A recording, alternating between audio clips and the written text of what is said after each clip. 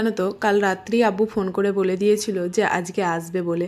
তো আমি সেই জন্যই আজকে একটু মাছের কাবাব বানিয়েছিলাম, কাবাবও বলতে পারো বা মাছের ডোনাটও বলতে পারো। জানো তো খুব ইজি প্রসেসে বানিয়েছিলাম আর খুব সুন্দর হয়েও ছিল। চলো তোমাদেরকে সেই রেসিপিটাই আজকে শেয়ার করব। কিছুই না, এখানে আমি জানো তো আমেরিকান মাছ নিয়েছিলাম, এটাও বাড়ি থেকেই দিয়েছিল। তো এই মাছের পেটিগুলো ছিল আর একটা মাত্র মাছের পিস ছিল, তবে এখানে পেটি থাকলেই সব থেকে ভালো হয়, কারণ মাছের কাঁটাগুলো বের করতে খুবই সুবিধা হয়।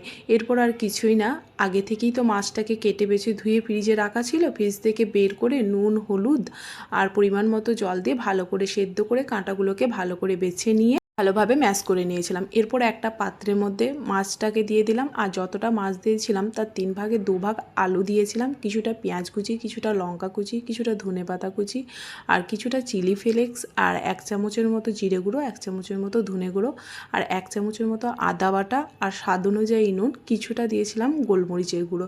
এরপর ভালোভাবে মাখিয়ে নিয়েছিলাম। তবে তোমরা চাইলে এখানে যে কোনো বড় মাছের পেটিই ব্যবহার করতে পারো। আমার কাছে আমেরিকান মাছটা ছিল, তাই আমেরিকান মাছটা দিয়ে আমি এই কাবাবটা বানিয়েছিলাম। এরপর গোল করে শেপ দিয়ে মাঝখানে একটু চেপে দিয়ে একটু ফুটো করে দিলেই ডোনাটের আকারে হয়ে যাবে।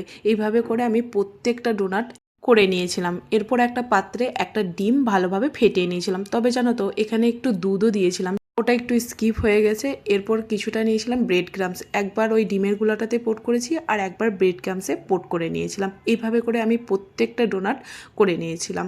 আর জানো তো তেলটাকে আগে থেকে গরম হতে দিয়েছিলাম, এরপর এগুলোকে একটা একটা করে দিয়ে তেলের মধ্যে ছেড়ে দিয়েছিলাম। এরপরে এপিট ওপিট করে বেশ লালচে করে ভেজে তুলে নিয়েছিলাম। সত্যি কথা বলতে খেতে অপূর্ব হয়েছিল, আর আমার আব্বুর তো ভীষণ পছন্দ হয়েছিল।